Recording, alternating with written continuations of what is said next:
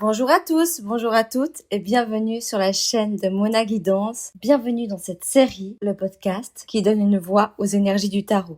Ici, chaque épisode est une rencontre, une plongée dans l'intimité des arcanes. On oublie les manuels et les tirages mécaniques. Je t'invite à ressentir, à écouter, à t'enchanter. Chaque arcane est une énergie vivante, un archétype qui nous traverse. Prends une grande inspiration et laisse l'énergie du jour t'habiter. Et pour comprendre cette force adulte, il faudra revenir à la source, l'enfance de cette force.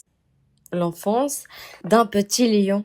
L'enfant de la force est un petit lion au cœur vaillant. Un enfant qui, très tôt, a dû apprendre à se battre. Pas forcément avec les poings, mais avec l'intérieur. Il a grandi dans un environnement exigeant, parfois instable, où il fallait faire preuve de courage, de maîtrise et de sang-froid. Autour de lui, il y avait de la peur, de l'angoisse, des silences lourds. Peut-être des parents anxieux qui lui disaient souvent « Attention, tu vas te faire mal !»« Oh non, n'ose pas trop, c'est dangereux !» « Ah là là, mais il va me faire une crise cardiaque cet enfant !» Alors l'enfant force a pris sur lui. Il a appris à se canaliser, à se maîtriser, à tenir bon pour les autres. Parfois même à rassurer ses propres parents. Il s'est dit « Je dois être fort parce que sinon personne ne le fera à ma place. » Mais heureusement, il n'a pas vu que l'ombre. Il a aussi croisé des figures de soutien dans sa vie, des adultes, des amis, des gestes doux qui lui ont appris que la force pouvait aussi être calme, qu'elle pouvait être une lumière intérieure et pas seulement une armure. La force, quand il devient un dos, quand il grandit, plus il grandit et plus il devient cette force tranquille. Pas besoin d'en faire trop, il est là, il n'a pas peur, ou du moins, il a appris à ne pas le montrer.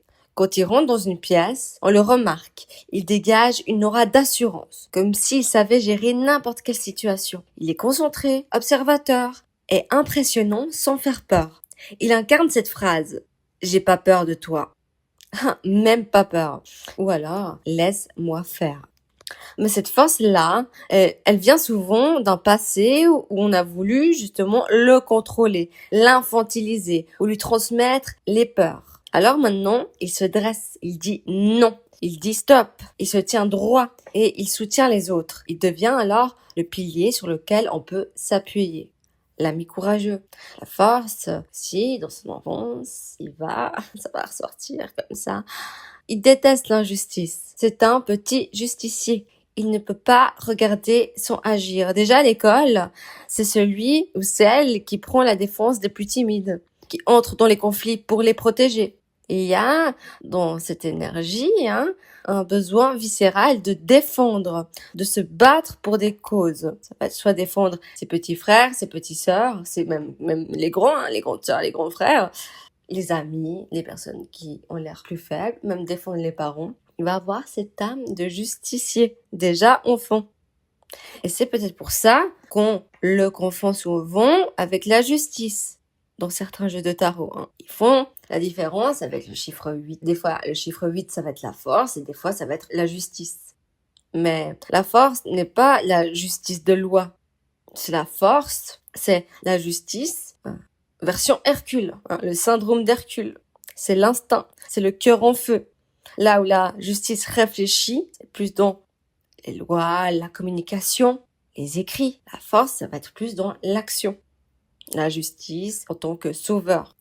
Dans la vie de tous les jours, justement, la force, c'est cette personne qui va calmer les tempêtes. Celle qui fait taire les chiens qui aboient, qui va remettre à la place les personnes qui dépassent les bornes, qui dépassent les limites. Ça va être un coach, un leader naturel, un motivateur qui aime progresser et relever des défis, transpirer l'effort, que ce soit dans le sport ou dans n'importe quelle activité où il doit mettre sa persévérance. Il va adorer se surpasser, aller plus loin, franchir les limites, sentir qu'il devient de plus en plus fort. Et si on lui dit « Waouh, t'as vraiment un mental de leader », ça va le toucher. Ça va flatter son ego, d'accord? Il aime qu'on reconnaisse sa force. Pas juste physique, mais mentale, émotionnelle, spirituelle. Les défauts de la force... Parce que parfois, trop de force peut devenir justement du contrôle. La force peut vouloir tout gérer, tout maîtriser, tout anticiper. Elle peut devenir têtue, fatiguée, sur les nerfs. Et parfois, elle oublie qu'elle a le droit de lâcher prise. Qu'elle peut dire « j'ai besoin d'aide » sans perdre sa valeur. Dans un tirage de tarot, la force inversée peut parler justement d'abandon, d'abandonner, de découragement, de perte de courage, de manque d'élan vital, d'être fatigué, de manquer de confiance en soi et de foi en soi. Ou au contraire, ça peut venir, dans des cas un peu plus extrêmes, venir parler de colère incontrôlée, d'un excès de rigidité et d'un combat inutile. Donc oui, il y a un lion dans la force, un lion qui rugit. Et parfois, ce rugissement peut se transformer en colère.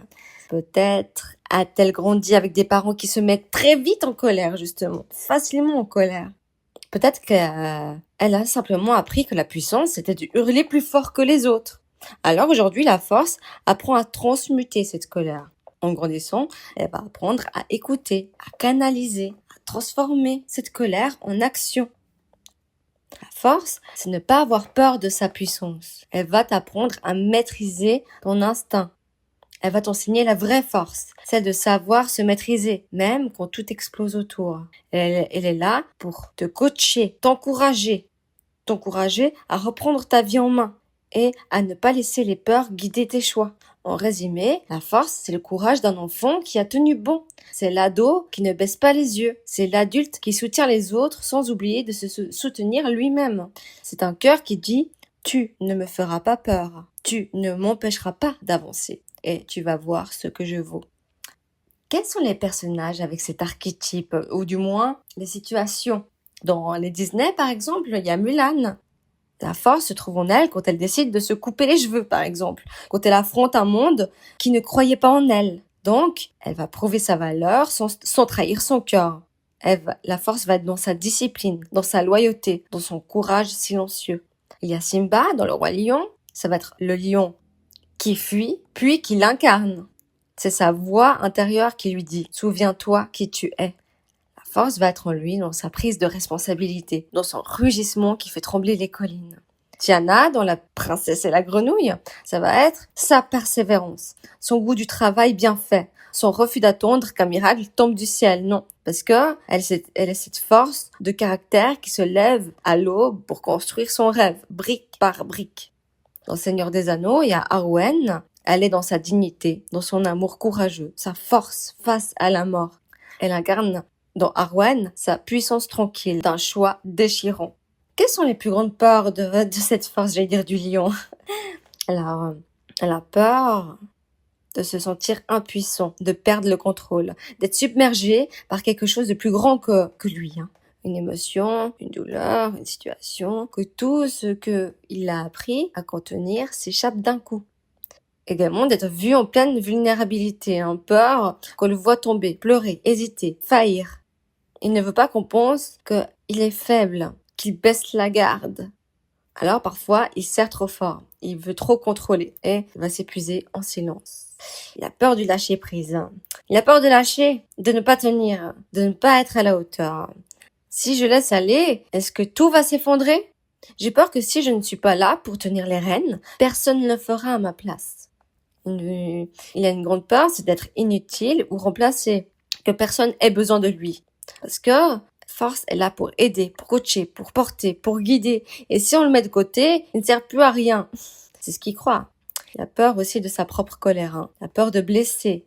Quand il perd sa maîtrise, sa colère peut être dévastatrice. Elle peut faire mal, trop mal. Alors, force va lutter pour la canaliser, la transmuter. Encore une fois, le contrôle. Il y a beaucoup de contrôle. Parfois, cette colère va venir grandir en surface. Et quand elle sort, il peut en avoir peur lui-même. Mais en tous les cas, c'est pas parce que la force est solide qu'elle n'a pas un jour chuté. Parce que les gens ont tendance à croire qu'il a vécu dans le bonheur et qu'il n'a pas eu de peur ou de traumatisme, de blessure, cette force. Parce qu'il va pas le montrer. Parce qu'il a cette force, justement. Quels sont les traumatismes de cette force? D'avoir grandi trop vite. Né dans un environnement où il a dû tenir bon, où les adultes avaient tout le temps besoin de son soutien, pas d'un enfant. Alors, il a enfilé une armure bien trop grande pour lui. Il a dû contenir ses émotions, assurer les autres, être fort pour tout le monde. Et il a oublié de pleurer. Il a oublié de penser à ses émotions à lui. Comment demander de l'aide? Comment être faible et de pouvoir être en sécurité?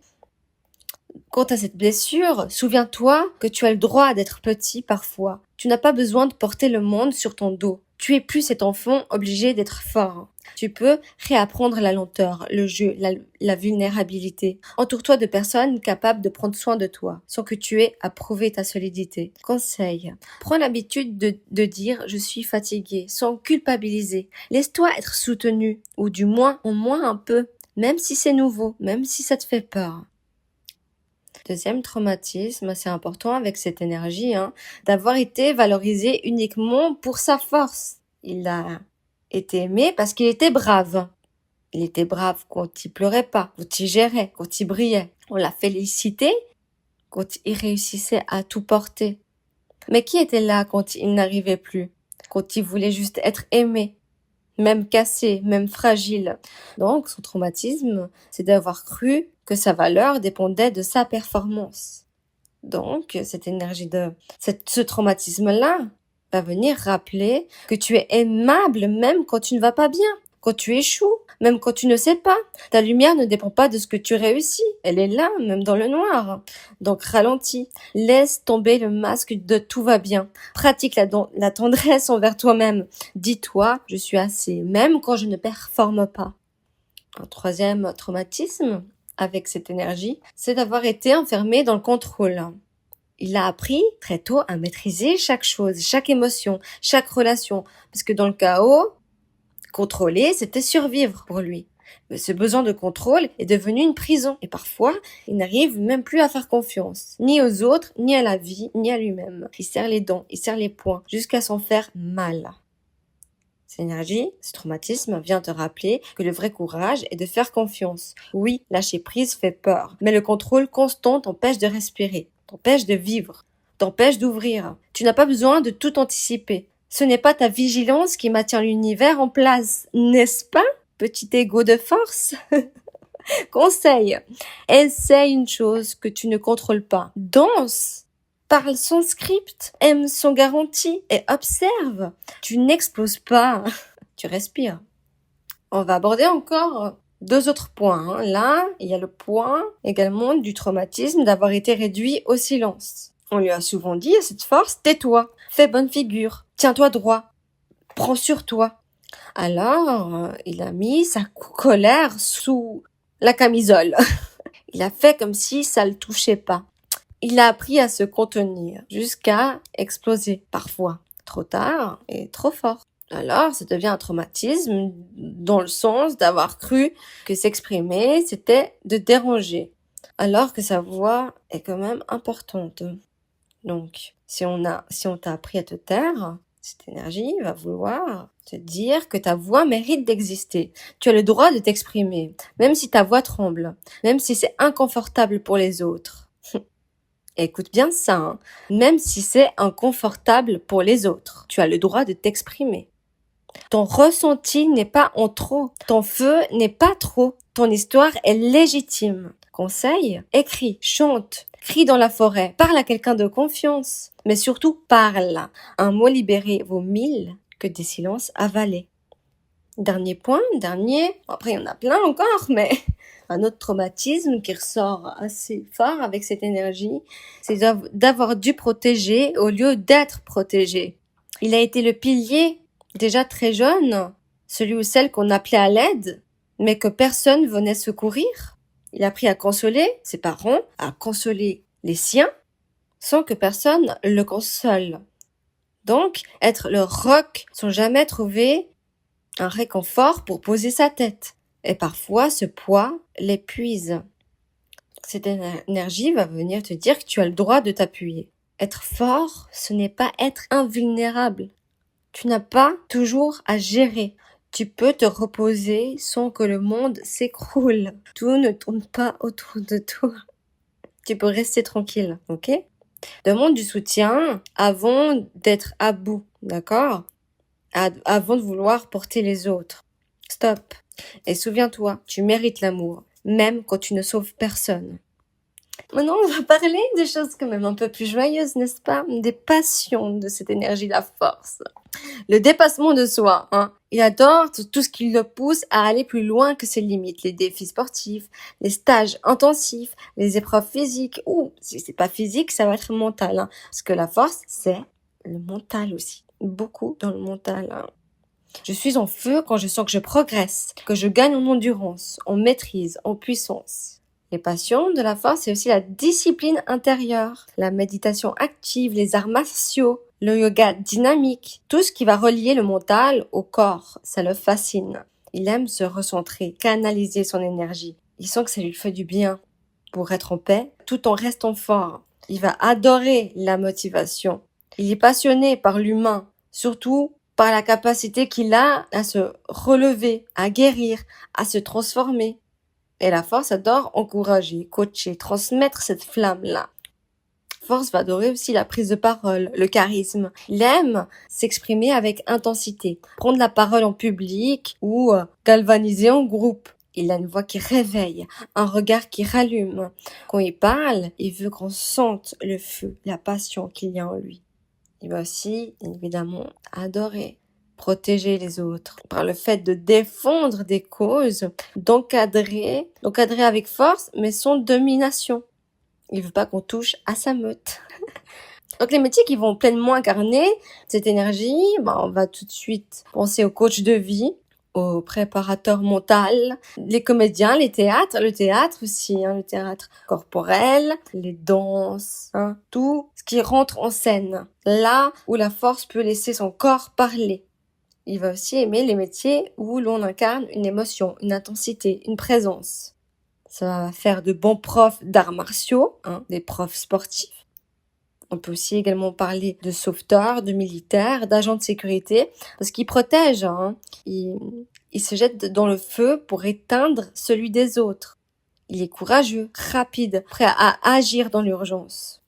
On parle de manager, de leader. La force, quand c'est bien maîtrisé, quand c'est une énergie en positif, ça va donner aussi de bons conférenciers, orateurs, oratrices, des slammeurs, des poètes, même au niveau du rap, la parole qui va venir allumer le feu ou éteindre. Je ne parle pas juste pour parler, je veux qu'on sente mes mots. C'est ça. On va voir aussi la relation que cette force a avec ses parents, aussi pour mieux comprendre. C'est vrai que j'aurais dû le faire au début, mais c'est pas grave. Alors souvent, justement, les parents ont projeté leur angoisse sur l'enfant. Fais attention, sois fort. Souvent, c'est la mère qui va dire fais attention, ne pleure pas, et le père qui va dire sois fort, tiens-toi bien. Tiens-toi droit. Et du coup, j'allais dire le lion, encore une fois, cette force a appris très tôt que s'il voulait être aimé, il devait être solide, rassurant et pas trop exigeant.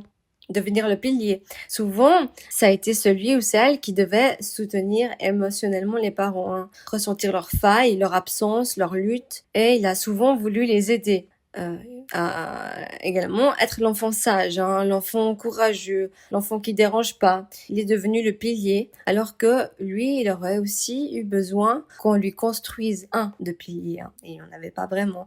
Oui, il y avait de l'amour, d'accord, mais c'était maladroit. Parfois, c'était un amour étouffé et parfois un amour conditionnel. Je t'aime, mais à condition que je t'aime, mais tu dois rester avec moi. Et tu dois faire attention, tu dois pas vivre. Enfin non, j'exagère. Mais c'est un peu ça parfois. Je n'étais pas forcément autorisée à être faible, à avoir peur, d'exploser ou simplement de faire des erreurs. Alors, cette force avait une relation avec ses parents qui était fondatrice et complexe. Oui, c'est grâce à eux qu'il a développé la force. Mais cette force venait parfois d'un manque, pas d'un plein, d'une obligation et pas d'un élan naturel. Alors, sa relation avec ses parents était ambivalente. Il les remercie parce qu'ils l'ont forgé, mais il les pardonne aussi pour ce qu'ils n'ont pas su lui donner. Aujourd'hui, il n'a pas besoin de prouver sa force à maman et papa. Il n'a plus besoin de sauver les autres pour exister. Il a appris à être fort sans s'oublier. Il se réconcilie avec son passé en regardant ses parents comme des êtres humains, pas comme des dieux, ni comme des fautifs, juste des âmes qui ont fait de leur mieux. Le père, lui, a apporté l'ambre ou le roc. Le père, il oscillait entre deux pôles. Parfois, il était impressionnant, une figure forte, autoritaire, intransigeante. Il imposait le silence, rien qu'en entrant dans une pièce. Il voulait que tout soit sous contrôle, qu'il faut marcher droit. Il lui a appris à cette force la discipline, parfois aussi la peur. Il lui a transmis ce réflexe de se redresser, de serrer les dents. Le père ne savait pas toujours aimer tendrement. Il avait sa manière sèche ou maladroite d'aimer. Il croyait qu'il fallait être dur pour survivre. Il l'aimait sûrement, mais il ne savait pas le montrer autrement que par des ordres ou de l'exigence qu'il avait quant à son enfant. Mais parfois, justement, il n'était pas là du tout. Il était absent, fuyant, perdu dans ses propres batailles intérieures. Et l'enfant force a voulu devenir celui ou celle qui l'aurait respecté. Tu vas voir, papa, je serai fort moi aussi. Et la mère, c'est la guerrière épuisée, la mère blessée. La mère, elle portait tout, les angoisses, les silences, les charges. Elle avait peur pour l'enfant lion, souvent même trop. Elle répétait à cet enfant de faire attention, de ne pas tomber, de ne pas trop rêver. Elle était inquiète mais aimante, protectrice, parfois étouffante. Elle voulait que cet enfant évite la douleur, mais alors elle lui a transmis ses peurs.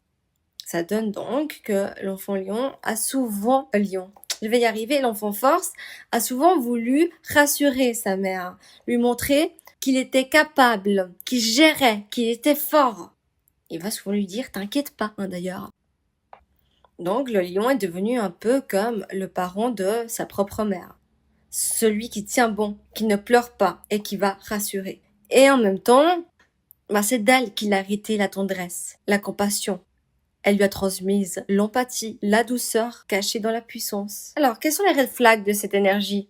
Le besoin de tout contrôler, comme on a vu, la colère qui est explosive, l'impatience, l'intolérance. Quand c'est vraiment mal maîtrisé, quand ça ressort dans des énergies négatives, dans des parts d'ombre, ça va être également la difficulté à montrer la vulnérabilité.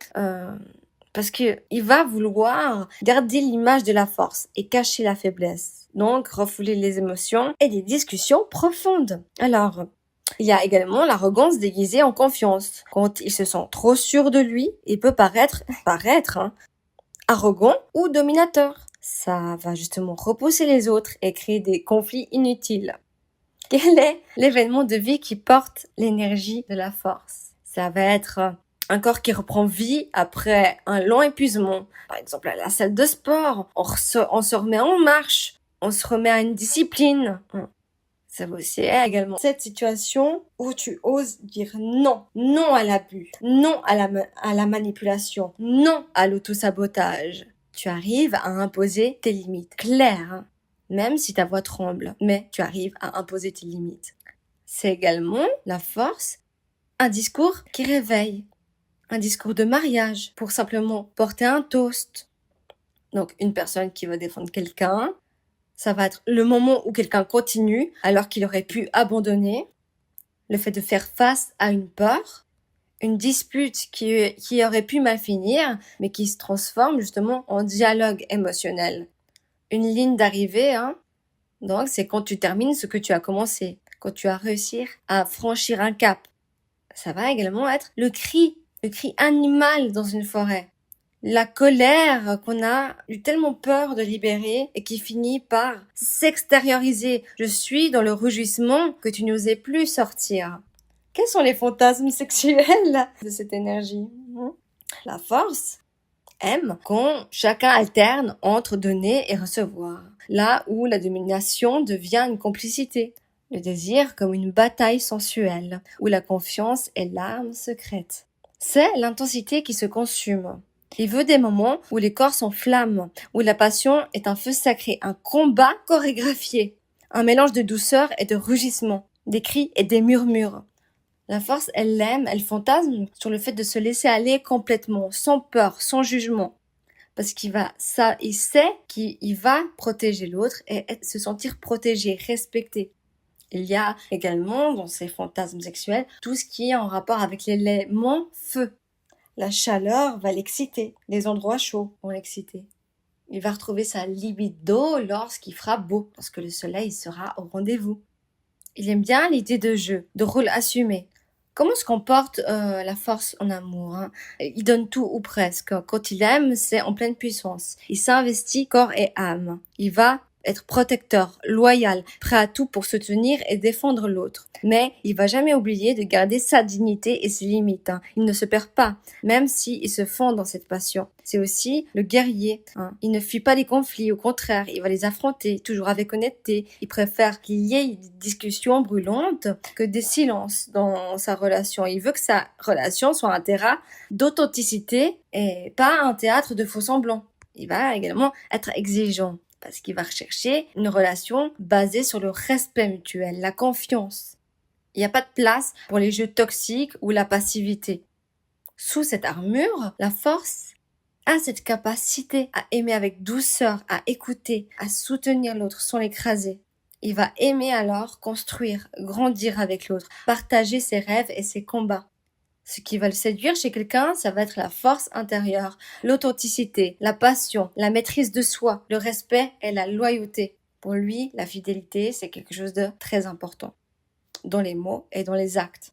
Quels sont les tics gestuels de la force? Il va se tenir droit, il va relever fièrement sa tête, avoir un regard intense et assuré, une voix posée, ferme et parfois basse. La force ne crie pas pour se faire entendre, hein. Il parle avec calme et assurance. Sa voix résonne, capte l'attention sans agression.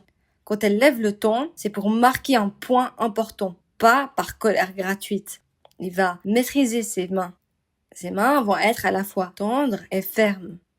La force, on va aussi la reconnaître parce que c'est pas quelqu'un qui va s'agiter inutilement, hein. Elle sait quand agir et quand observer. Elle peut rester immobile, silencieuse, en attendant le bon moment pour intervenir. Et sans rien dire. La force remplit l'espace. On sent sa présence, on sent sa chaleur, sa vibration.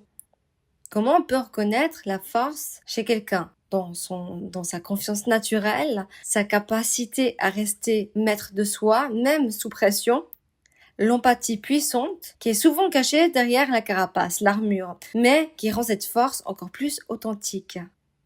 En bref, la force, c'est cette présence qui ne s'impose pas bruyamment, mais qui se fait respecter sans effort. C'est une alliance de puissance et de maîtrise, de feu et de calme. C'est la force tranquille, celle qui rugit quand il le faut et qui protège sans jamais écraser. Qu'est-ce qu'il va souvent dire? Écoute-moi bien. Je vais te dire la vérité. Allons droit au but. C'est comme ça, point final. Je n'ai pas peur, tu vas voir. Tu comprends ce que je veux dire? On y va maintenant.